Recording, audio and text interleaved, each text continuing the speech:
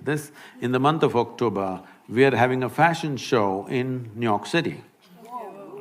You must be style icons in some way. That means you're not just imitating some rubbish that some model or somebody does, something that fits you.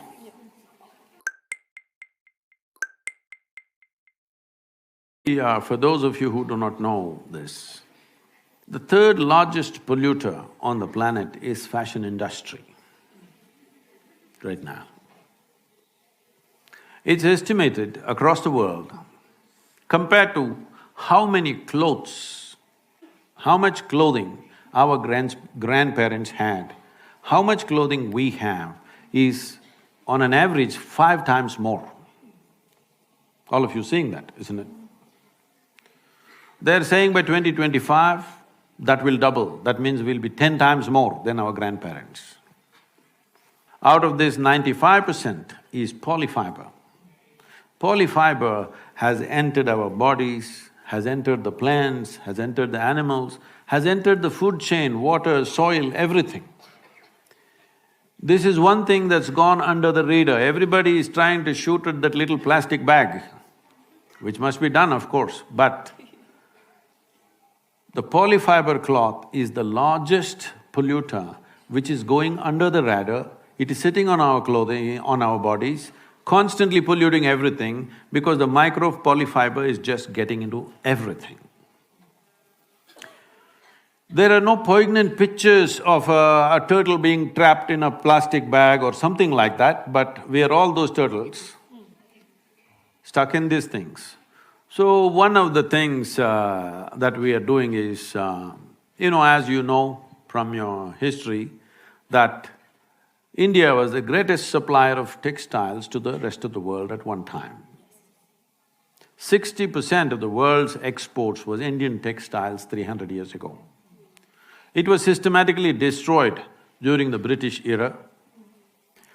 Over 3 to 4 million people died in about 50 years simply because the industry was systematically knocked down. And that's one reason why when the English left, nearly 91 or 92% of the people were in agriculture because all these weavers went back to agriculture just for sustenance. That is why such small holdings all over the place and agriculture being in such disarray, one reason is because of destruction of handloom industries. To a point where one of the governor-generals said, the fields of India are bleached by the bones of the hand weavers in 1860, because millions died. So having said that, we still have the skills. India is poised, if we do the right things, to be able to clothe the world once again in a sensible way, in a natural way. And in the sense, this can be economically fantastic. We could completely stop farmer suicides and the distress of the farmer if part of the agriculture is towards generating natural fiber. We have various natural fibers in this country. Fortunately, I'm seeing the more high-end fashion designers. Recently, I don't know if you saw, we had conversation with Sabyasachi, and people like this are promoting natural fiber.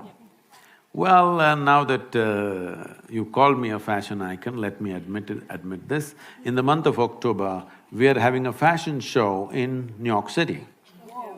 Woo! This fashion show, I'm not going to walk the ramp, okay? This is not about showing the apparel, but this is about exposing the top designers in America to Indian textile, the fabric. So 30 varieties of fabric I've already transported to United States, it's waiting there. We're going to display this and give this material to them, of some part of it free of cost so that they can try what they want. And to promote this could be a game changer for India's economy. It need not necessarily be handloom, even if it is machine woven, but natural fiber. If natural fiber comes back, there is no other nation on the planet which has the skills that we have. Over 120 Over 120 distinct varieties of weaves we have in this country. Nearly 50 of them will die any time in the next 10 to 15 years because only one old person, one little couple are doing something, their children have become software engineers. And it will die in the next 10-15 years unless we revive, because we must understand this. I don't know if you've ever been to a handloom weaving thing, have you been there? Yeah. In Bangalore, there's a lot of silk saree weaving, you must go and see. At one time, my father believed that I will go into this because the larger family was involved in silk weaving. So I went there to see, I was just 17, I wanted to see how they do it. I was, cocky and like that. He's working on the loom, they're weaving a silk saree, he's just doing I think, at that time I think I'm smart, then I realized that's different. And I'm paying full attention and looking. Simply he's doing this, simply one flower opens up in the cloth, another flower opens up here, geometrically perfect. If you have to put this into your software, it will take so much effort. This guy's got it in his head simply.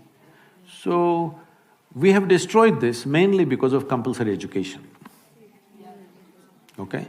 If a son or a daughter with their father or mother goes to the loom or to the agricultural field to work with their parents, the parents could be arrested because child labor.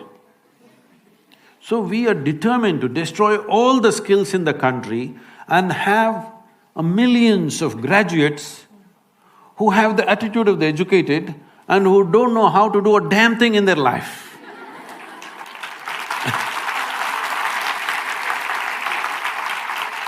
So, we push the education system towards only 50% of the time that you spend in the school should be academics.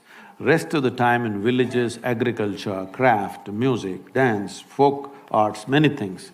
For the first time, the central government announced about a month ago, 50% of the time is academics. But to implement that, it'll take… the speed at which we move, it may take 10-15 years, because infrastructure, training, you need teachers and everything. So coming to fashion, I think all of you must be style icons in some way. That means you're not just imitating some rubbish that some model or somebody does, something that fits you. Because each body is made differently, there is a certain way to arrange aesthetics for your own self. For your body, and style is also for your mind and emotion, isn't it? Not just about your body. So it must arrange itself like that, and please, maybe right now it's not possible for everybody, at least one day in a week, please wear natural fiber. Many farmers will not die if you do just this one thing. At least one day in a week, wear natural fiber, you may save many farmers' lives because this will be a steady market. If you grow more vegetables, it goes on the street. If you grow less, it's always a struggle. But if part of it goes into producing natural fiber as it used to be in this country, we were the largest cotton and jute manufacturers in the world, but all wiped out. Time to get it back.